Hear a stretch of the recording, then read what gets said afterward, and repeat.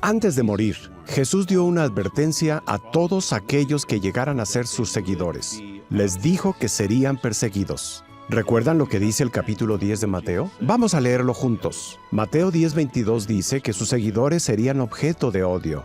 Versículos 22 y 23. Y ustedes serán objeto de odio de parte de toda la gente por motivo de mi nombre. Mas el que haya aguantado hasta el fin es el que será salvo. Cuando los persigan en una ciudad, huyan a otra. Porque en verdad les digo, de ninguna manera completarán el circuito de las ciudades de Israel hasta que llegue el Hijo del Hombre. Resulta interesante que, casi inmediatamente después de que Jehová derramó su Espíritu Santo y comenzó a seleccionar a los cristianos ungidos, estos fueron víctimas de feroz persecución. ¿Recuerdan el relato del capítulo 4 de Hechos? Vamos a leerlo. Hechos 4, desde el versículo 1 en adelante. Dice: Mientras los dos hablaban al pueblo, se les presentaron los sacerdotes principales y el capitán del templo y los saduceos, molestos, porque ellos enseñaban al pueblo y declaraban patentemente la resurrección de entre los muertos en el caso de Jesús. Y les echaron mano y los pusieron en custodia hasta el día siguiente, porque ya entraba la noche. Y podemos recordar las palabras que se citan en el capítulo 5, versículos 17 y 18 que dicen: Pero el sumo sacerdote y todos los que estaban con él, la entonces existente secta de los saduceos, se levantaron llenos de celos y echaron mano a los apóstoles y los pusieron en el lugar público de custodia. Y así empezó todo. A la par de la congregación cristiana, surgió una intensa persecución desde el primer día. Unos 25 años después, en el año 59 de nuestra era, cuando el apóstol Pablo llegó a Roma, se reunió con algunas autoridades judías de la ciudad que habían oído numerosos rumores sobre los primeros cristianos. ¿Recuerdan lo que ellos dijeron? Hechos 28:22. Esto es lo que aquellos judíos le dijeron a Pablo. Pero nos parece propio oír de ti cuáles son tus pensamientos, porque verdaderamente en lo que toca a esta secta, nos es conocido que en todas partes se habla en contra de ella. ¡Qué interesante! La llamaron secta y dijeron que todos hablaban en contra de ella. Pues bien, ¿qué clase de acusaciones se hacían en contra de los primeros cristianos?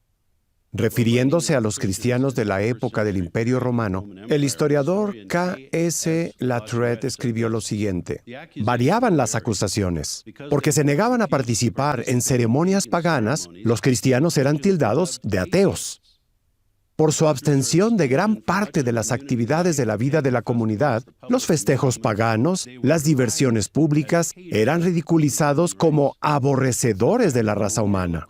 El hecho de que la conmemoración de la muerte de Cristo se celebraba solo en la presencia de creyentes alimentaba los rumores de que los cristianos acostumbraban sacrificar un niño, se bebían su sangre y se comían su carne. Además, como los primeros cristianos se negaban a rendir culto al emperador, se les acusaba de ser enemigos del Estado. ¿Les suena familiar? ¿Verdad que últimamente hemos escuchado cosas como estas? Aunque ya ha pasado mucho tiempo desde estos acontecimientos del siglo I, el odio asesino que Satanás el diablo siente por los fieles siervos de Jehová Dios sigue provocando mucho daño hoy. Pero esto no nos sorprende. ¿Recuerdan lo que dice Revelación 12:17? Vamos a leerlo. Revelación 12, versículo 17. Allí se dice: y el dragón se airó contra la mujer y se fue para hacer guerra contra los restantes de la descendencia de ella, los cuales observan los mandamientos de Dios y tienen la obra de dar testimonio de Jesús. ¿Captamos la idea? Como resultado de permanecer fieles, los ungidos que siguen en la tierra y todos los que colaboran con ellos están en guerra, en una guerra real, contra Satanás el diablo y sus fuerzas espirituales inicuas.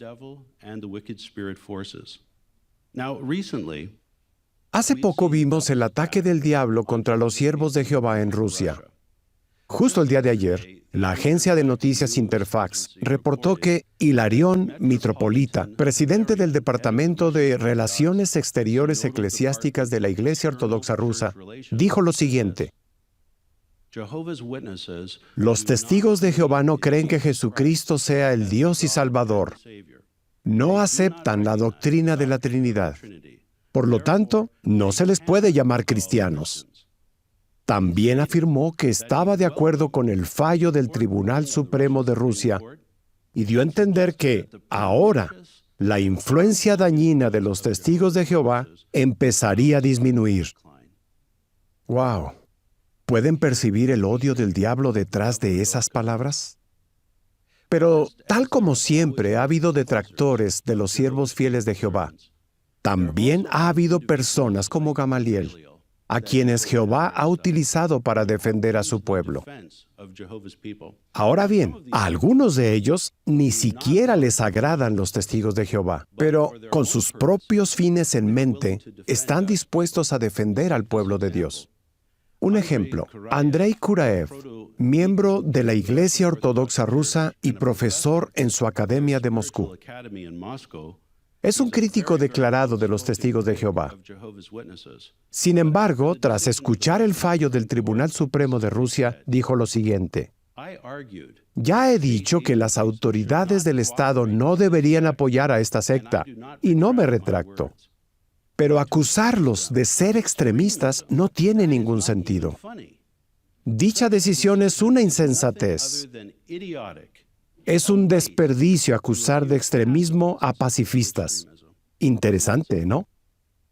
Ayer me quedé boquiabierto al ver una conferencia de prensa en Rusia en la que la canciller alemana, Angela Merkel, compartió el estrado con el presidente de Rusia, Vladimir Putin. En dicha conferencia, la canciller Merkel le pidió al señor Putin que utilizara su poder para proteger los derechos de las minorías, incluido el caso de los testigos de Jehová. Casi se me salen los ojos al ver a la canciller Merkel decir eso justo allí, en la presencia del presidente Putin de Rusia. Hay muchos más que están dispuestos a salir en defensa del pueblo de Jehová. La semana pasada estuve en Kazajistán. Allí, cierto profesor asistió al discurso que se presentó para los hermanos de todo el país y se sentó en la primera fila. Él ya había escrito un libro sobre los testigos de Jehová y siempre está listo para defendernos. Deseaba conversar conmigo, así que fue hasta donde me encontraba y hablamos durante 15 o 20 minutos. Él me preguntó: ¿cuál cree que sea la raíz de todos estos informes negativos sobre los testigos de Jehová?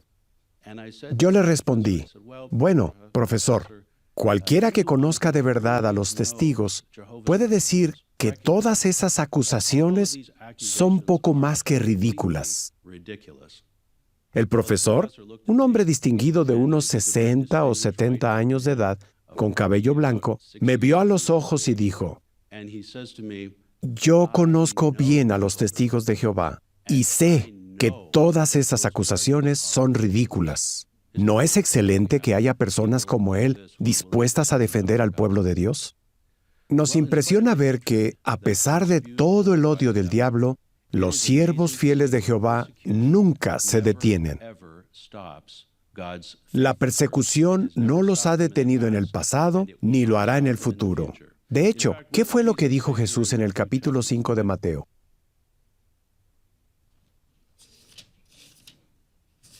Mateo capítulo 5, versículos 11 y 12 dice: felices son ustedes cuando los vituperen y los persigan, y mentirosamente digan toda suerte de cosa inicua contra ustedes por mi causa. Regocíjense y salten de gozo, puesto que grande es su galardón en los cielos, porque de esa manera persiguieron a los profetas antes de ustedes. Este es el sentir de los cristianos verdaderos. Si somos víctimas de los agentes del diablo, sabemos que se debe a que estamos haciendo lo correcto. La semana pasada escuché algo que me alegró mucho. Mientras estaba en Rusia y Kazajistán, Escuché a varios hermanos decir que hay una buena cantidad de inactivos, de personas que antes estudiaban la Biblia y de familiares de testigos que están poniéndose en contacto con los hermanos para acercarse a Jehová. Y esto es por lo que está sucediendo en Rusia. Comprenden que el fin está cerca. Hay que seguir orando por nuestros hermanos que están siendo perseguidos. Pero a la misma vez, es fundamental que nos mantengamos alerta. Sigamos atentos a lo que ocurre en el mundo. No perdamos de vista los sucesos mundiales, mientras esperamos que llegue el momento para que Jesucristo, nuestro Señor y Salvador, venga y nos libere de este mundo que se encuentra en las garras del diablo.